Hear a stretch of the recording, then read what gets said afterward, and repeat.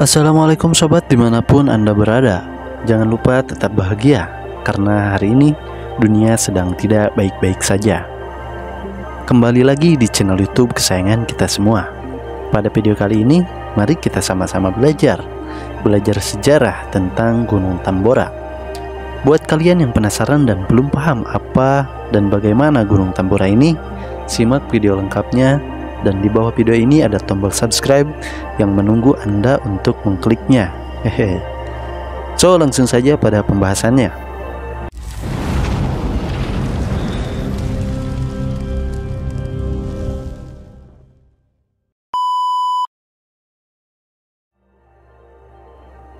Gunung Tambora adalah sebuah gunung berapi kerucut yang aktif yang terletak di Pulau Sumbawa, Nusa Tenggara Barat.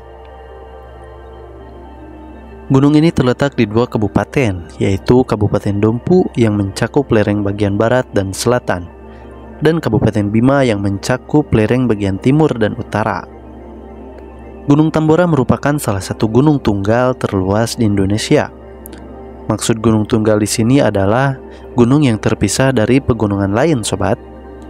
Tidak seperti Merbabu yang masih serumpun dengan Merapi atau Semeru yang masih satu kawasan dengan Bromo Tengger.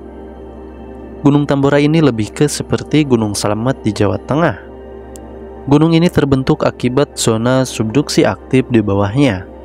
Pada masa lampau, ketinggian Gunung Tambora mencapai sekitar 4.300 meter di atas permukaan laut, yang membuat gunung ini menjadi salah satu puncak tertinggi di Indonesia di masa lalu. Aktivitas vulkanis gunung berapi ini memuncak dengan letusan pada April 1815 yang mencapai skala 7 VEI. VEI adalah singkatan dari Volcanic Explosivity Index yang berguna mengukur ukuran relatif dari sebuah letusan. Letusan tersebut menjadi letusan vulkanis terbesar sejak letusan Taupo pada tahun 181. Suara letusan Tambora ini tercatat terdengar hingga Pulau Sumatera lebih dari 2000 km ke barat. Hujan abu vulkanis terjadi di Kalimantan, Sulawesi, Jawa, dan Maluku. Letusan tersebut menelan korban jiwa setidaknya 71.000 orang dengan 11.000 sampai 12.000 diantaranya merupakan korban langsung dari letusan. Beberapa peneliti memperkirakan jumlah korban jiwa mencapai 92.000 orang, tetapi angka ini diragukan karena dinilai terlalu besar. Letusan tersebut juga menyebabkan perubahan iklim di dunia saat itu. Tahun berikutnya, tepatnya di tahun 1816, sering disebut sebagai tahun tanpa musim panas, dengan adanya perubahan cuaca drastis di Amerika Utara dan Eropa akibat debu yang dihasilkan dari letusan. Peristiwa tersebut menyebabkan kegagalan panen dan kematian ternak massal yang kala itu menyebabkan wabah kelaparan terburuk pada abad ke-19. Pada sebuah ekskavasi tahun 2004 di wilayah Gunung Tambora, sekelompok arkeolog menemukan sisa kebudayaan yang terkubur 3 meter di bawah endapan piroklastik dari letusan tahun 1815. Temuan ini sering disebut sebagai Pompei dari timur akibat kemiripannya dengan kota Pompei di Italia yang terkubur material letusan vulkanis. Dengan menggunakan teknik penanggalan radiokarbon, Gunung Tambora telah meletus 3 kali sebelum letusan tahun 1815, tetapi besarnya letusan tidak diketahui. Perkiraan tanggal letusannya ialah tahun 3910 sebelum Masehi, 3050 sebelum Masehi, dan 740 sebelum Masehi. Ketiga letusan tersebut memiliki karakteristik letusan yang sama.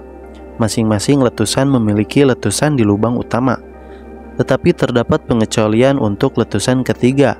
Pada letusan ketiga, tidak terdapat aliran piroklastik. Gunung Tambora mengalami ketidakaktifan selama beberapa abad sebelum tahun 1815, dikenal dengan nama Gunung Berapi Tidur, yang merupakan hasil dari pendinginan hidrus magma di dalam dapur magma yang tertutup. Di dalam dapur magma dalam kedalaman sekitar 1,5 sampai 4,5 km, larutan padat dari cairan magma bertekanan tinggi terbentuk pada saat pendinginan dan kristalisasi magma. Letusan tersebut masuk dalam skala 7 pada skala Volcanic Explosivity Index. Letusan ini 4 kali lebih kuat daripada letusan Gunung Krakatau tahun 1883.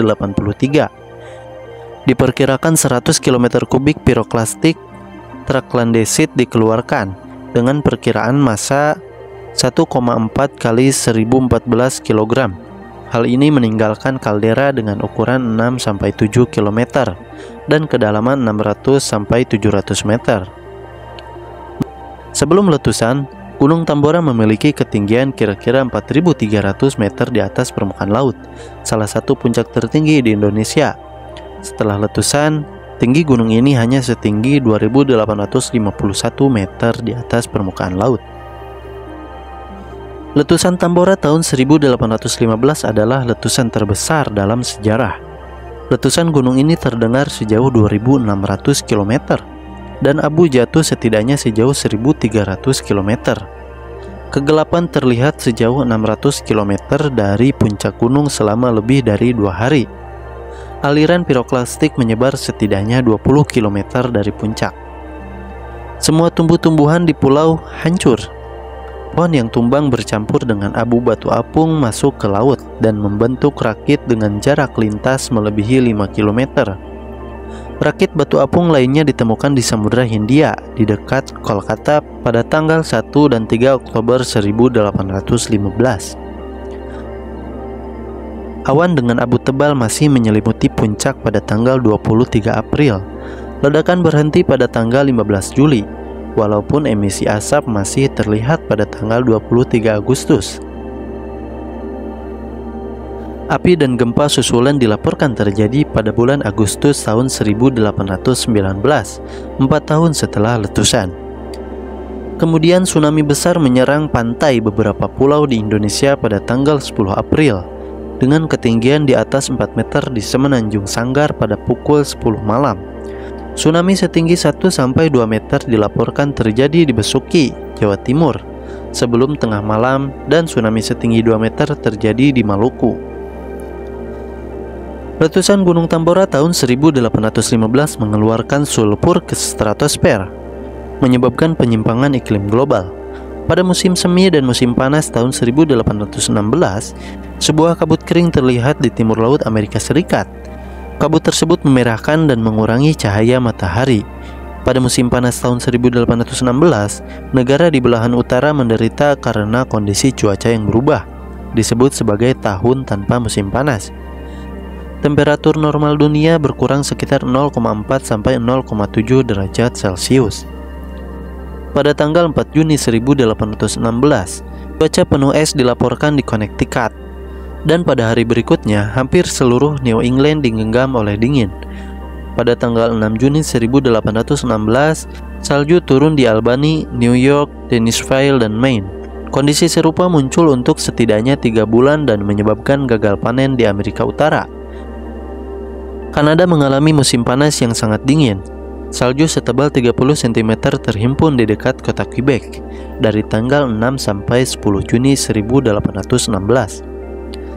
1816 adalah tahun terdingin kedua di belahan bumi utara sejak tahun 1400 Masehi, setelah letusan Gunung Huayna Putih di Peru pada tahun 1600. Tahun 1810-an adalah dekade terdingin dalam rekor, sebagai hasil dari letusan Tambora tahun 1815, dan lainnya menduga letusan terjadi antara tahun 1809 dan tahun 1810. Bagian dari Eropa mengalami badai salju yang lebih deras. Perubahan iklim disalahkan sebagai penyebab wabah tifus di Eropa Tenggara dan Laut Tengah bagian timur di antara tahun 1816 dan tahun 1819. Banyak ternak meninggal di New England selama musim dingin tahun 1816 sampai 1817. Suhu udara yang dingin dan hujan besar menyebabkan gagal panen di Kepulauan Britania. Keluarga-keluarga di Wales mengungsi dan mengemis untuk makanan. Ini adalah kelaparan terburuk yang terjadi pada abad ke-19. Itu dia sobat sepenggal sejarah menarik tentang Gunung Tambora. Pastinya banyak cerita menarik jika kita mendengar dari para korban selamat waktu itu. Masih banyak tempat-tempat bersejarah yang menarik untuk dibahas di dunia ini. Nanti kapan-kapan kita belajar lagi ya sobat. Cukup sekian pembahasan kali ini. Jangan lupa belajar dan sampai jumpa di pembahasan selanjutnya. Assalamualaikum warahmatullahi wabarakatuh.